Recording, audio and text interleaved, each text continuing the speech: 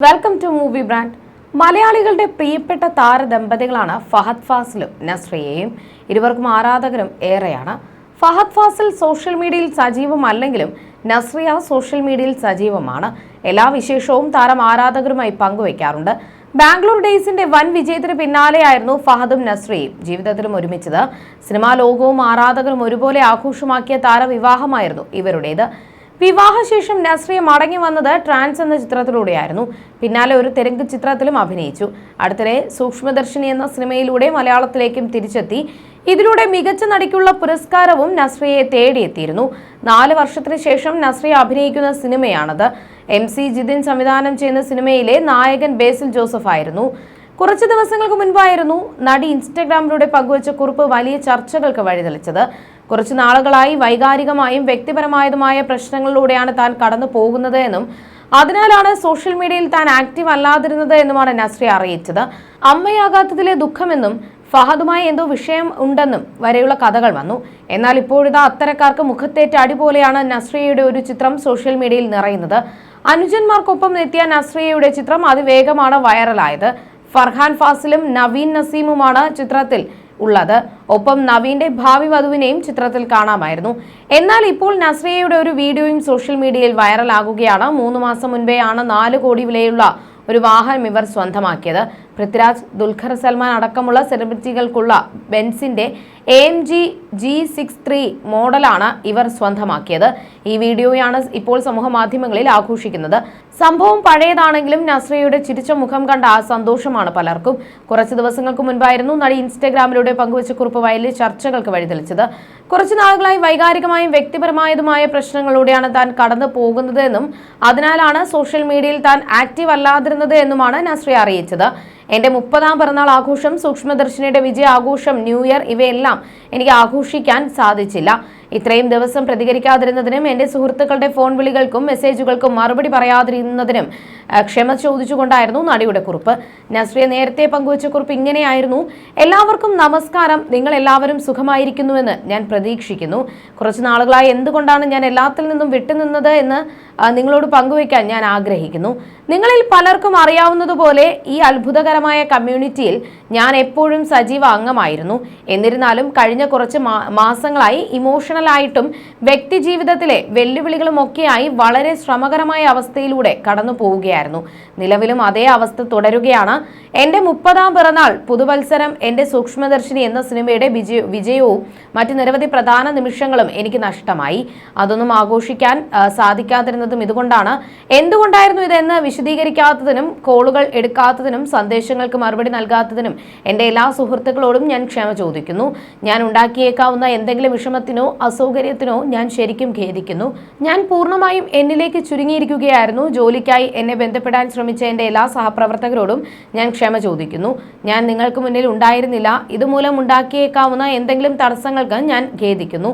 ഒരു നല്ല കാര്യം പറയട്ടെ, ഇന്നലെ എനിക്ക് മികച്ച നടിക്കുള്ള കേരള ഫിലിം ക്രിട്ടിക്സ് അവാർഡ് ലഭിച്ചതിൽ ഞാൻ വളരെ സന്തോഷിക്കുന്നു. എല്ലാ അംഗീകാരങ്ങൾക്കും സഹനോമിനികൾക്കും വിജയികൾക്കും അഭിനന്ദനങ്ങൾക്കും വളരെ നന്ദി. ഇതൊരു കഠിനമായ യാത്രയായിരുന്നു. ഈ സമയത്ത് എന്നെ മനസ്സിലാക്കി സപ്പോർട്ട് ചെയ്തതിന് ഞാൻ നന്ദി അറിയിക്കുന്നു. എനിക്ക് പൂർണ്ണമായിട്ടും തിരിച്ചു വരണമെങ്കിൽ കുറച്ച് സമയം കൂടി വേണം. ഞാനിപ്പോൾ സുഖം പ്രാപിക്കുന്നതിൻ്റെ പാതയിലാണെന്ന് മാത്രം അറിയിക്കുകയാണ്. ഇങ്ങനെ അപ്രതീക്ഷിതമായതിന് എല്ലാ കുടുംബാംഗങ്ങളോടും സുഹൃത്തുക്കളോടും ആരാധകരോടും വിശദീകരണം നൽകാൻ ഞാൻ കടപ്പെട്ടിരിക്കുന്നു എന്ന് തോന്നിയതിനാലാണ് ഇന്ന് ഞാനിത് എഴുതിയത്. എല്ലാവരോടും സ്നേഹമുണ്ടെന്നും വൈകാതെ നമുക്ക് വീണ്ടും കൂടിച്ചേരാമെന്നും നിർത്താതെയുള്ള നിങ്ങളുടെ എല്ലാവരുടെയും പിന്തുണകൾക്ക് നന്ദിയെന്നും പറഞ്ഞാണ് നസ്രിയ എഴുത്ത് അവസാനിപ്പിക്കുന്നത്. കഴിഞ്ഞ ഡിസംബറിന് ശേഷം സോഷ്യൽ മീഡിയയിലൂടെ നടി ആക്റ്റീവ് ആയിരുന്നില്ല. 2014 ഓഗസ്റ്റ് 21-നായിരുന്നു നസ്രിയയുടെ ഫഹദിന്റെ വിവാഹം. കൈനിറയെ അവസരങ്ങൾ ഉള്ളപ്പോഴാണ് 19ാം വയസ്സിൽ നടി വിവാഹിതയാകുന്നത്. നടൻ ഫഹദ് ഫാസിലുമായുള്ള നസ്രിയയുടെ വിവാഹം ഏറെ ചർച്ചയായിരുന്നു. വിവാഹിതനാകുമ്പോൾ 32-കാരനാണ് ഫഹദ്. ഇരുവരും തമ്മിലുള്ള പ്രായ വ്യത്യാസം ആരാധകരെ അമ്പരപ്പിച്ചിരുന്നു. എന്നാൽ ഇന്ന് മോളിവുഡിലെ പ്രിയ താരദമ്പതികളാണ് ഫഹദും നസ്രിയയും. ബാംഗ്ലൂർ ഡേയ്സിന്റെ സെറ്റിൽ വെച്ചാണ് നസ്രിയയും ഫഹദും പ്രണയത്തിലാകുന്നത്. പ്രണയകാലത്തെക്കുറിച്ച് നസ്രിയയും ഫഹദും നിരവധി തവണ സംസാരിച്ചിട്ടുണ്ട്. അടുത്തിടെയും ഒരു മാഗസിന് നൽകിയ അഭിമുഖത്തിൽ ഫഹദിനൊപ്പമുള്ള ജീവിതത്തെക്കുറിച്ചും സോഷ്യൽ മീഡിയയിൽ നിന്നുള്ള പരിഹാസത്തെപ്പറ്റിയും നടി സംസാരിച്ചിരുന്നു. കല്യാണം കഴിക്കുമ്പോഴേ ഞങ്ങൾ ഒരു കാര്യം തീരുമാനിച്ചിരുന്നു: രണ്ടുപേരുടെയും സ്വഭാവത്തിൽ ഒരു മാറ്റം വരുത്തുന്നു എന്നത് ഒരാളുടെ സ്വഭാവത്തെ മാറ്റിക്കളയാൻ ഉള്ളതാണോ വിവാഹമെന്ന് നസ്രിയ ചോദിക്കുന്നു. സുഹൃത്തുക്കളായിരിക്കുമ്പോൾ ഞങ്ങൾ എന്തായിരുന്നു അതിന്നും തുടരുകയാണ്. ഫഹദ് ഫാസിൽ എന്ന് പറയുന്നത് എൻ്റെ പ്രോപ്പർട്ടി ഒന്നുമല്ല, എനിക്ക് എഴുതി തന്ന സ്ഥലമൊന്നുമല്ലല്ലോ. ഞാനും അതുപോലെ തന്നെ രണ്ട് വ്യക്തികളായി നിൽക്കുന്നത് കൊണ്ടാണ് അന്നത്തെ അതേ വൈബ് തുടരാൻ ആകുന്നത്.